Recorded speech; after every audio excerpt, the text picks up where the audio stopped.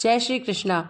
भगवान श्री कृष्ण ने बताई यह दो बातें अगर मनुष्य समझ जाए तो औलाद पर आई मृत्यु भी टल जाएगी।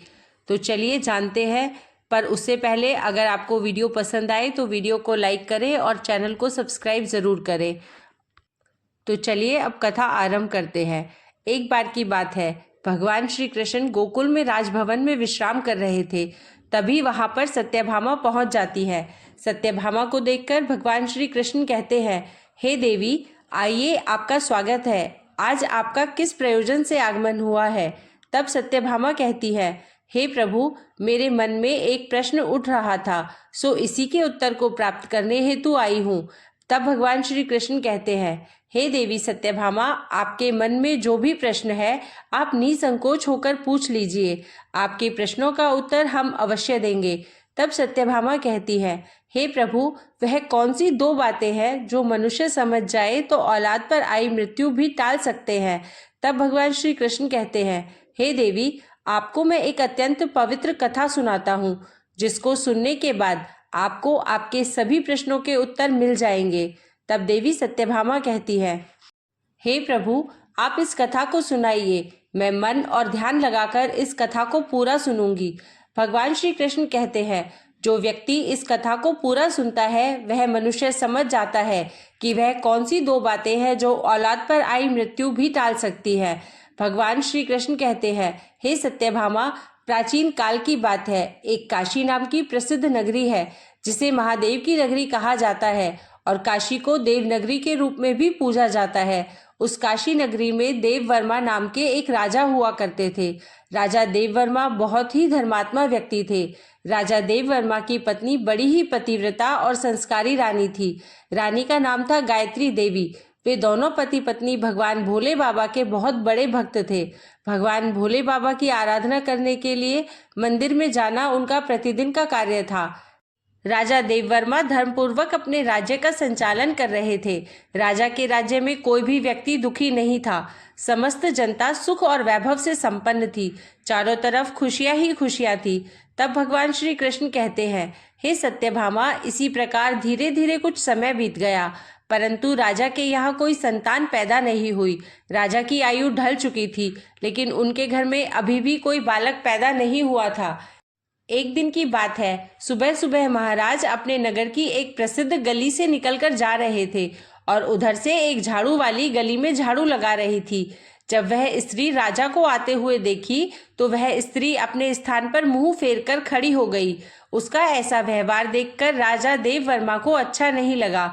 महाराज उस समय तो भगवान शिव की पूजा करने मंदिर जा रहे थे, इसलिए उन्होंने कुछ नहीं कहा। लेकिन जब वह राज दरबार में आए तो उन्होंने अपने एक सैनिक को बुलाकर कहा कि तुम जाओ और उस झाड़ू लगाने वाली को बुलाकर ले आओ, उससे मुझे कुछ बात करनी है। वह सैनिक उस झाड़ू लगाने वाली के घर जाता है जिसने महाराज को देख करके मुंह फेर लिया था। सैनिक ने कहा, तुम्हें राजा साहब ने दरबार में बुलाया है। वह झाड़ू लगाने वाली मन में विचार करने लगी कि महाराज का आदेश है, टाल तो नहीं सकते, इसलिए चलना तो पड़ेगा, लेकिन पुत्रहीन राजा का मुंह देखना बहुत बुरा होगा। वह झाड़ू लगाने वाली उस सैनिक के साथ राजा के दरबार के लिए चल देती है और कुछ समय के बाद महाराज के दरबार में वह जाकर खड़ी हो जाती है और राजा को प्रणाम करती है। महाराज कहने लगे, हे बहन, आप मुझे एक बात बताओ। आज प्रातःकाल जब मैं भगवान शिव के मंदिर के लिए जा रहा था तो तुमने मुझे देखकर अपना मुंह क्यों फेर लिया?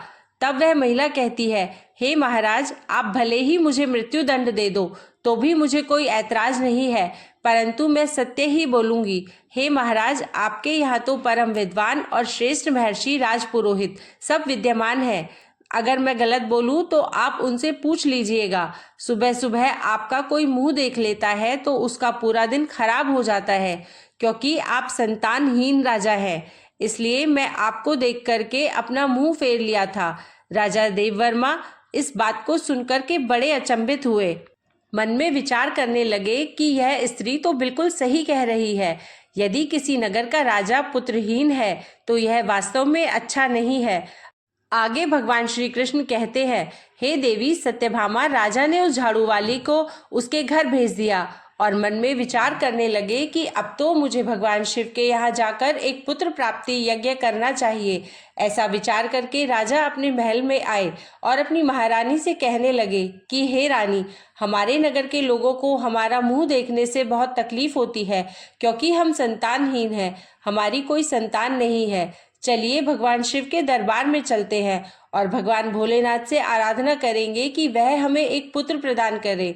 भगवान श्री कृष्ण कहते हैं, हे देवी, यही विचार करके देववर्मा और रानी दोनों भगवान शिव के मंदिर में जाते हैं और वहां जाकर उन्होंने पुत्र प्राप्ति यज्ञ का आयोजन किया।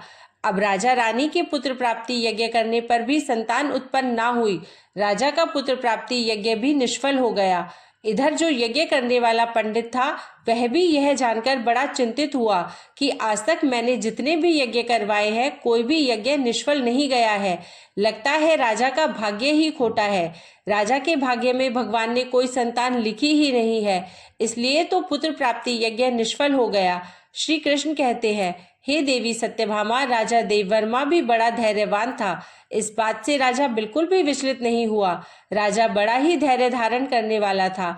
उसने अपने मंत्री से कहा, मंत्री जी, आप मेरी अनुपस्थिति में राज्य का संचालन करो, मैं अब भगवान शिव की आराधना करूंगा।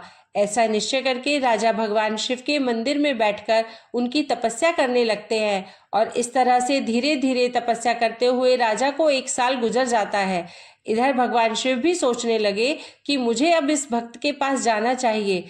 कुछ समय बाद भगवान शिव नंदी के साथ में राजा के सामने प्रकट होते हैं और कहने लगते हैं, हे राजन, मैं तुमसे अति प्रसन्न हूँ, वरदान मांगो, तुम मुझसे क्या वरदान चाहते हो? राजा ने कहा, हे प्रभु, आप तो अंतर्यामी हैं, सबके मन की बात जानते हैं। राजा कहता है, हे प्रभु, जैसे हंस बिना सागर सूना है, कोयल के बिना जैसे बाग सूना है, उसी प्रकार पुत्र बिना मेरा समस्त कुल सूना है। राजा की बात सुनकर भगवान शिव बोले, हे राजन, वैसे तो तुम्हारे भाग्य में 7 जन्मों तक कोई संतान नहीं है, परंतु तुमने मेरी आराधना की है, मैं इसलिए तुम्हें एक पुत्र प्रदान कर रहा हूँ। लेकिन ध्यान रखना, उस पुत्र की आयु मात्र 25 वर्ष होगी। 25 वर्ष तक वह तुम्हें पुत्र का सुख देकर पुनः अपने स्थान को लौट जाएगा। राजा ने सोचा, चलो 25 वर्ष ही सही, कम से कम संतानहीन होने का कलंक तो मिट जाएगा। राजा ने कहा, जो भी हो प्रभु, आप मुझे पुत्र प्रदान कर दीजिए। दोस्तों, उसी समय भगवान भोले बाबा ने अपने एक गण को बुलाया और उससे कहा कि तुम जाओ, 25 साल के लिए इस राजा के पुत्र के रूप में जन्म ले लो। राजा मंदिर में से भगवान भोले बाबा का वरदान लेने के बाद वापस अपने महल में लौट जाते हैं और वह सूचना अपने राजपुरोहित और महारानी को सुनाते हैं कि भगवान भोले बाबा ने मुझे वरदान दे दिया है, अब हमारे घर में बहुत जल्द पुत्र प्राप्त हो जाएगा। भगवान श्री कृष्ण कहते हैं, हे देवी सत्यभामा, अब धीरे धीरे समय व्यतीत हुआ और भगवान भोले बाबा के वरदान के अनुसार रानी गायत्री देवी गर्भ धारण करती है। यह देखकर राजा के घर में खुशी की लहर दौड़ जाती है। राजा बहुत प्रसन्न होते हैं। समय के अनुसार भगवान भोले बाबा के उस महान गण ने राजा के पुत्र के रूप में जन्म ले लिया। यह देखकर राजा और रानी बड़े प्रसन्न हुए। संपूर्ण काशी नगर में उत्सव मनाया गया कि महाराज के यहाँ पुत्र का जन्म हुआ है। संपूर्ण नगर में खुशियां मनाई गई। ब्राह्मण ने उस पुत्र का नाम रुद्र प्रताप रखा। धीरे धीरे रुद्र प्रताप बड़ा होने लगा। राजकुमार रुद्र प्रताप अपने पिता की ही तरह बड़े ही धर्मात्मा और ईश्वर भक्त थे। राजा का पुत्र बड़ी तेजी से बड़ा होने लगा। धीरे धीरे समय गुजरता चला गया। इस बात से राजा बहुत प्रसन्न रहता था, क्योंकि उसके घर में एक पुत्र जो आ गया था। पुत्र के लाड़ प्यार और लालन पालन में राजा यह बात भूल जाता है कि इस पुत्र की आयु मात्र 25 वर्ष है। जब उस पुत्र की आयु 15 वर्ष की होती है तो उन्हीं दिनों की बात है। एक दूसरे नगर का राजा था, राजा तेज सिंह। उसकी एक पुत्री थी जिसका नाम था वैदेही। वैदेही रूप में इंद्र की अप्सराओं की तरह लगती थी। वह एक परम सुंदरी कन्या थी। वह कन्या भी बड़ा दान धर्म किया करती थी। बचपन से ही उसे अपने माँ बाप द्वारा धर्म कर्म करने के संस्कार मिले थे। वह प्रत्येक जीव पर दया रखती थी। सवेरे उठकर सबसे पहले पक्षियों को दाना चुगाया करती थी और अपने द्वार पर आए हुए किसी भी अतिथि और साधु संत को खाली हाथ नहीं लौटाती थी। वह हर भूखे व्यक्ति को भोजन कराती थी। वह कन्या भी इधर धीरे धीरे बड़ी हो जाती है। महाराज तेज सिंह ने जब राजा देववर्मा के पुत्र रुद्र प्रताप के बारे में सुना कि महाराज देववर्मा का एक बड़ा धर्मात्मा और तेजस्वी पुत्र है। ऐसा विचार करके राजा तेज सिंह ने अपनी कन्या का रिश्ता राजा देववर्मा के यहाँ भिजवा दिया। उधर राजा देववर्मा ने मन में विचार किया कि मेरे पुत्र की आयु मात्र 25 वर्ष है, मुझे इसका विवाह कर लेना चाहिए और इसके यहाँ कोई पुत्र पैदा हो जाएगा तो मेरा वंश भी आगे बढ़ जाएगा। ऐसा सोच विचार कर राजा देववर्मा ने अपने राजकुमार का रिश्ता तय कर लिया और कुछ समय में ही राजकुमारी वैदेही का राजकुमार रुद्र प्रताप के साथ विवाह हो जाता है। राजकुमारी वैदेही बहुत ही पतिव्रता स्त्री थी। उसका एक नियम यह भी था कि वह भोजन तब तक नहीं करती थी जब तक किसी भूखे प्राणी को भोजन नहीं करा देती थी। धीरे धीरे समय गुजरता गया। भगवान श्री कृष्ण कहते हैं कि हे सत्यभामा, इधर राजा देववर्मा को लगने लगा कि उसके पुत्र की मृत्यु का दिन नजदीक आ रहा है। उसकी 25 वर्ष की आयु पूरी होने वाली थी। राजा तो पहले से ही जानता था, क्योंकि भगवान भोले बाबा ने उसे सब कुछ बता दिया था कि आपके पुत्र की आयु मात्र 25 वर्ष की होगी। राजा ने यह बात किसी को नहीं बताई थी। धीरे धीरे राजा की चिंता बढ़ती जा रही थी। जैसे जैसे राजकुमार की उम्र बढ़ रही थी, वैसे वैसे राजा की चिंता बढ़ रही थी। धीरे धीरे जब राजकुमार की आयु में मात्र 4 दिन शेष रह गए तो राजा सोचने लगा कि अब मैं क्या करूं? मेरा पुत्र तो 4 दिन के बाद मृत्यु को प्राप्त हो जाएगा। पुत्र मोह के कारण भगवान भोले बाबा के वरदान को भी राजा भूल जाता है और पुत्र में आसक्ति होने की वजह से वह बीमार पड़ जाता है। वह पुत्र की मृत्यु की बात सबको बताकर उन्हें भी चिंता में नहीं डालना चाहता था। अब तो राजा ने भोजन करना छोड़ दिया। इधर जब वह दिन आ गया जिस दिन उसके पुत्र की मृत्यु होने वाली थी, उस दिन राजा सुबह से ही भगवान भोले बाबा के ध्यान में डूब गया। कहने लगा कि हे प्रभु, पुत्र के जाने का दुख सहन करने की मुझे शक्ति प्रदान करिए। विधि के लिखे को तो कोई नहीं बदल सकता, जो होना है वह तो होकर ही रहेगा। उस राजकुमार की जो नवविवाहिता पत्नी थी, वह प्रतिदिन भूखे को भोजन कराया करती थी, पक्षियों को दाना चुगाया करती थी। रोज की तरह उस दिन भी वह अपने धर्म कर्म में लगी हुई थी। इधर यमलोक में यमराज ने देखा कि आज राजकुमार रुद्र प्रताप की मृत्यु का दिन है, तो यमराज तुरंत अपने 2 दूतों को आदेश दे देते हैं कि जाओ, अब से 1 घंटे के बाद तुम्हें राजकुमार रुद्र प्रताप के प्राण उसके शरीर से निकाल कर लाने हैं।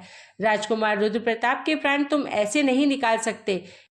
इसके लिए तुम्हें एक सर्प के पास जाना होगा और उस राजकुमार की मृत्यु के लिए उसे प्रेरित करना होगा, क्योंकि उस राजकुमार की मृत्यु सर्प के डसने से ही होगी। कोई सर्प उसे डसेगा तभी हम उसके प्राण हर सकते हैं। यमराज ने अपने दोनों दूतों से कहा कि जाओ और शीघ्रता से अपना काम करो और 1 घंटे के अंदर ही उसके प्राणों को लेकर आना है।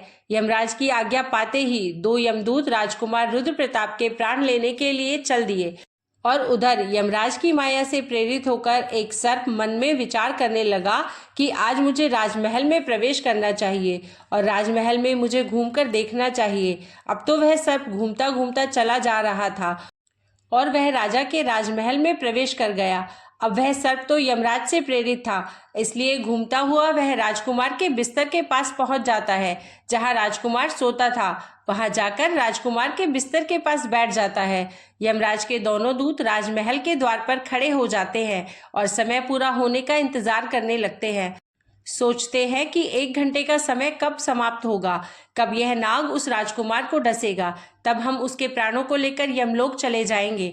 इस प्रकार यम के दूत विचार कर ही रहे होते हैं, तभी क्या होता है, किसी दूसरे एक गांव में एक गरीब व्यक्ति रहता था। उसकी एक पुत्री थी। उस पुत्री का विवाह उन्होंने समय पर कर दिया, परंतु उस पुत्री का जो पति था वह बहुत मदिरा पीता था और जुआ खेलना, वैश्यागमन करना उसका काम था।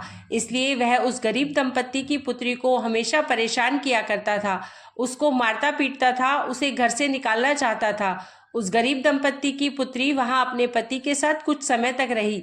उसके बाद वह गर्भ धारण करती है और एक दिन वह अपने पति की मारपीट से तंग आकर अपने पिता के घर चली जाती है। उस लड़की का पिता बूढ़ा हो चुका था, इसलिए उसकी कुछ कमाई नहीं हो पाती थी। वह बेचारा भी भीख मांगकर खाता था। भीख मांगता और तीनों प्राणियों का पेट पालन पोषण करता था।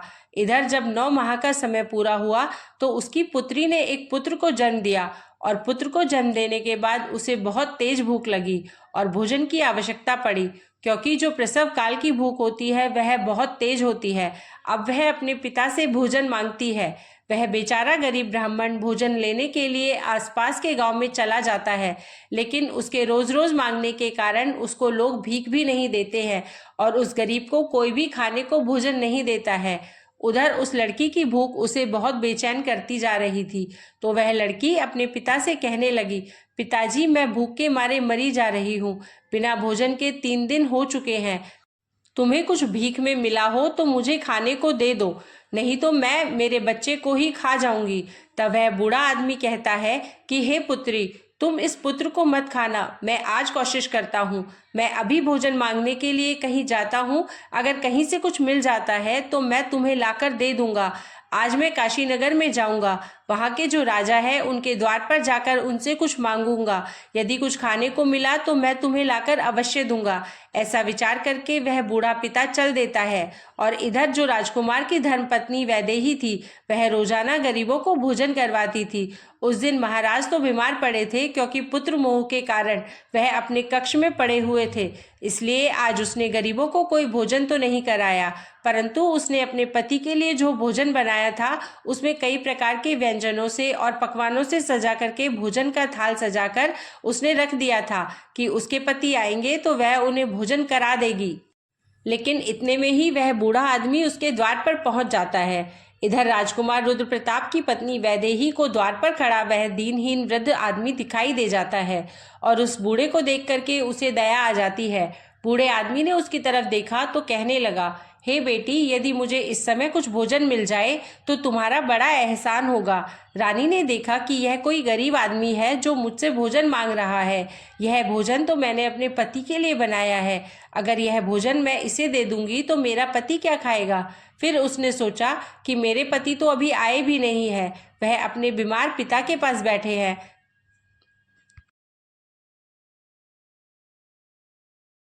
तब तक मैं यह भोजन इस बेचारे गरीब व्यक्ति को दे देती हूँ। मेरे पति आ जाएंगे तो मैं उनके लिए और भोजन तैयार कर दूंगी। इतना कहकर राजकुमारी वैदेही ने जो भोजन अपने पति के लिए बनाकर रखा था, उन स्वादिष्ट व्यंजनों से सजी हुई थाली उस गरीब बूढ़े आदमी को दे दी। बूढ़ा आदमी उस भोजन को लेकर चला जाता है। वह बड़ी शीघ्रता से चलता हुआ और भोजन को लेकर के अपने घर आ जाता है, क्योंकि उसकी पुत्री 3 दिन से भूखी थी। और उधर क्या होता है, जो राजा का पुत्र था, अपने पिता की देखभाल करने के बाद, उनको वैद्य को दिखाने के बाद राजा के कक्ष से निकलकर अपने कक्ष की ओर जाने लगता है। उसके महल के द्वार पर 2 यमदूत तैयार खड़े थे और वह नाग उसको डसने के लिए उसके बिस्तर पर बैठा हुआ था। उधर उस वृद्ध ने वह भोजन ले जाकर अपनी पुत्री को दे दिया। तब भगवान श्री कृष्ण कहते हैं, हे देवी सत्यभामा, आप यह ध्यान रखें कि किसी भी विपत्ति को टालने के लिए आपको एक संकेत मात्र मिलता है, और यदि आप उस समय को पहचान गए, उस संकेत को समझ गए, तो बड़ी से बड़ी विपत्ति भी टाली जा सकती है। राजकुमार ने अपने कक्ष में जाने के लिए जब सीढ़ियों पर पैर रखा तो उसे छींक आ गई। उधर उसका निर्धारित समय पूरा होने वाला था। यम के दूत बड़े उतावले हो रहे थे कि 1 घंटे का समय पूरा होने वाला है, उसमें कुछ ही क्षण शेष बचे हैं। साथ ही साथ उधर वह नाग गुस्से में बैठा हुआ उसके आने का इंतजार कर रहा था कि वह राजकुमार आएगा और उसे मैं डस लूंगा। उधर उस बूढ़े आदमी ने भोजन ले जाकर अपनी बेटी को दे दिया। लड़की ने जब भोजन खाया तो पूछने लगी, पिताजी, यह भोजन आपको किसने दिया है? लड़की के पिता ने कहा, पुत्री, यह भोजन यहाँ की महारानी ने दिया है। यहाँ के राजा की जो पुत्र वधू है, उसने मुझ पर दया करके यह स्वादिष्ट भोजन मुझे दिया है। भोजन देखकर लड़की की आत्मा से दुआ निकलने लगी। वह भगवान से प्रार्थना करने लगी और कहने लगी, हे भगवान, जिसने भी यह भोजन दिया है उसका सुहाग अमर हो जाए और वह सदैव सौभाग्यवती बनकर रहे। जैसे ही वह उस भोजन का निवाला अपने मुंह के अंदर ले जाती है, उसी समय उसकी आत्मा से आशीर्वाद निकलता है कि उसका पति अमर हो जाए। आगे भगवान श्री कृष्ण कहते हैं, सच्ची आत्मा से निकला हुआ आशीर्वाद जरूर फलित होता है। अब इधर लड़की का आशीर्वाद भगवान के पास पहुंच जाता है, देवों के देव महादेव के पास पहुंचता है। तो भगवान भोले बाबा का सिंहासन हिल गया कि यह क्या हुआ, मेरा सिंहासन क्यों हिल रहा है। भगवान भोले बाबा मन में विचार करने लगे कि दुनिया में ऐसा क्या घटित होने वाला है। उन्होंने तुरंत नारद मुनि को बुलाया और नारद से कहा कि हे नारद मुनि, देख करके आओ, तीनों लोकों में क्या घटित होने वाला है। नारद ने जब देखा तो सब समझ में आ गया। उन्होंने जाकर के भगवान भोले बाबा से कहा, हे प्रभु, एक विचित्र घटना घट रही है। राजा देववर्मा के पुत्र की मृत्यु का समय आ गया है। यमदूत दरवाजे पर खड़े हैं। नाग उसके बिस्तर में फन फैलाए बैठा है। राजकुमार सीढ़ियों पर चढ़कर ऊपर जा रहा है। जैसे ही वह अपने बिस्तर पर जाकर बैठेगा, नाग उसे डस लेगा और उधर वह उस बूढ़े आदमी की पुत्री, जो राजकुमारी को आशीर्वाद दे रही है, उसकी आत्मा से आशीर्वाद निकल रहा है कि उसका सुहाग अमर हो जाए। हे भगवान, यह कैसा विचित्र संयोग है। एक तरफ मौत लेने को खड़ी है, दूसरी तरफ आशीर्वाद उसकी लंबी उम्र की प्रार्थना कर रहा है। अब तो दान की शक्ति और मौत में टक्कर हो गई। नारद बोले, प्रभु, इसमें क्या होगा? तब भगवान भोले बाबा बोले, जो विधाता ने निश्चित कर दिया है वही होगा। देखते रहिए, सब अच्छा ही होगा। उसके बाद भगवान भोले बाबा वहां से अंतर्ध्यान हो जाते हैं। उधर वह राजकुमार सीढ़ियों पर चढ़कर अपने पलंग की ओर बढ़ रहा है। यम के दूत तैयार खड़े हुए हैं, देख रहे हैं कि अब हमारा काम बन गया। परंतु देखिए, होनी का सहयोग। राजकुमार जाकर अपने बिस्तर पर बैठता है। उधर दान की शक्ति बीच में आकर खड़ी हो गई, जिसके कारण नाग बेहोश हो गया। उससे चला भी नहीं जा रहा था। उसमें आगे बढ़ने की शक्ति नहीं रही। नाग सोचने लगा कि मैं तो इस राजकुमार को डसने आया था, पर मुझसे तो अब चला भी नहीं जा रहा है। यह सब क्या हो रहा है? यह सब उस आशीर्वाद का प्रभाव था जो उस भूखी लड़की ने दिया था। भगवान श्री कृष्ण कहते हैं, हे देवी सत्यभामा, जब श्राप लग जाता है तो आशीर्वाद भी लगता है। राजकुमार और नाग के बीच में आशीर्वाद आकर खड़ा हो गया। राजकुमारी का दान मृत्यु को आगे नहीं बढ़ने दे रहा था। यमदूत उस दान की शक्ति से कहने लगे कि तुम यहाँ से लौट जाओ, हमें हमारा काम करने दो। हम इसके प्राण लेने आए हैं और इसके प्राण लेकर ही जाएंगे। तो दान की शक्ति और उस लड़की का आशीर्वाद कहने लगा, कभी नहीं, ऐसा कभी नहीं होगा कि हमारे होते हुए तुम इसके प्राणों का हरण कर सको। अब तो दोनों में बहस आरंभ हो जाती है। बहस आरंभ हुई तो उनमें युद्ध शुरू हो गया और दान की शक्ति ने उन यम के दूतों को आगे बढ़ने से रोक दिया। यम के दूत आगे नहीं बढ़ पाए और यम के दूत वापस हारकर यमलोक को चले गए। दूतों ने जाकर के यमराज से कहा, महाराज, यह कैसी विडंबना है। यमराज ने कहा, तुम लोग खाली कैसे आ गए? तुम्हें तो राजकुमार रुद्र प्रताप के प्राण लेने भेजा था। तभी यमदूत कहते हैं, हे स्वामी, उसके प्राणों को लाने में दो बड़ी बाधाएं बीच में खड़ी है। उनके आगे हमारा कोई जोर नहीं चल पाया। यमराज ने कहा, ऐसी कौन सी बाधाएं हैं जो मृत्यु के मार्ग में रोड़ा बन रही है? दोनों यमदूतों ने बताया, हे स्वामी, एक तो दान की शक्ति है और दूसरी आशीर्वाद की शक्ति। इतनी बात सुनकर यमराज बोले, हे दूतों, लगता है प्राण लाते लाते तुम लोग बूढ़े हो गए हो। मैं जाकर देखता हूँ कि कौन सी बाधा राजकुमार के प्राण लाने से रोकती है। फिर भगवान श्री कृष्ण कहते हैं, हे देवी सत्यभामा, फिर यमराज धरती लोक पर स्वयं ही आए। उधर भगवान भोले बाबा ने मन में सोचा कि अब मुझे इनमें समझौता कराना होगा। यमराज इनसे जीत नहीं पाएंगे और अगर यमराज हार गए तो यह प्रकृति के नियमों का उल्लंघन होगा। यमराज जब वहां उपस्थित हुए तो वहीं भगवान शिव जी भी प्रकट हो गए। यमराज ने भगवान भोले बाबा को देखा तो भगवान भोले बाबा को देख करके उनके चरणों में प्रणाम किया। भगवान यमराज से बोले, हे यमराज, आप नहीं जानते हो, आपके विधान के अनुसार इसकी आयु पूर्ण हो चुकी है, परंतु आप मुझे यह बताइए कि क्या श्राप नहीं लगते? श्राप तो मुझे भी झेलना पड़ा था, श्री हरि विष्णु को और ब्रह्मा जी को भी झेलने पड़े थे। क्या आपने श्राप के कारण मृत्यु लोक में जन्म नहीं लिया था? यमराज कहने लगे, हे भगवान, वह तो मुझे ऋषि के श्राप का मान रखना था। तो भगवान शिव बोले कि जब तुम एक श्राप का मान रख सकते हो तो उसी तरह से किसी की आत्मा से निकलने वाले आशीर्वाद का भी मान रख सकते हो। उसे आप कैसे निष्फल कर सकते हो? यमराज भगवान भोले बाबा से बोले, हे प्रभु, अब इसका उपाय आप ही बताइए, मैं क्या कर सकता हूँ? तो भगवान भोले बाबा यमराज से बोले कि आप इस राजकुमार की आयु 100 वर्ष कर दीजिए और 100 वर्ष के बाद इसको आप ले जाना। यह उस शक्ति के आशीर्वाद के कारण और वरदान के कारण मृत्यु के योग्य नहीं रहा है, इसलिए मृत्यु को इसने जीत लिया है। भगवान भोले बाबा के कहने पर यमराज ने प्रकृति के नियमों में परिवर्तन कर दिया और राजकुमार रुद्र प्रताप की आयु को बढ़ाकर 100 वर्ष कर दिया। उसके बाद यमराज यमलोक को वापस लौट गए। इधर राजकुमार रुद्र प्रताप की आयु 100 वर्ष की हो जाती है। भगवान श्री कृष्ण कहते हैं, हे सत्यभामा, इस प्रकार से एक भूखे को भोजन दान देने पर राजा की औलाद पर आई मृत्यु भी टल गई। इसलिए तो मनुष्य के अच्छे कर्म, दया भाव, दीनहीन की सेवा मृत्यु को भी टालने का सामर्थ्य रखती है। लेकिन मनुष्य यह देखना चाहिए कि जिसको वह दान दे रहे हैं वह उस दान का पात्र है या नहीं, अर्थात वह दान देने के योग्य है या नहीं। यदि मनुष्य सुपात्र को दान देते हैं तो उस दान के सामने मौत भी पराजित हो जाती है। यदि कोई व्यक्ति किसी की सेवा करके और उसके कठिन समय में काम आकर उसकी मदद करते हैं और वह व्यक्ति उन्हें दिल से आशीर्वाद दे देता है तो वह आशीर्वाद मृत्यु को भी टाल सकता है। दान की और आशीर्वाद की शक्ति बहुत बड़ी होती है। उस शक्ति से बड़ा संकट भी टल जाता है। इस प्रकार से भगवान श्री कृष्ण ने देवी सत्यभामा को बताया कि वह कौन सी 2 बातें हैं जो औलाद पर आई मृत्यु भी टाल सकती हैं। आशा करते हैं कि आप लोगों को भी पता चल गया होगा कि वह कौन सी 2 बातें हैं जो औलाद पर आई मृत्यु को भी टालने की शक्ति रखती है। जय श्री कृष्णा। अगर आपको वीडियो पसंद आई हो तो हमारे चैनल को सब्सक्राइब करें और वीडियो को लाइक करें।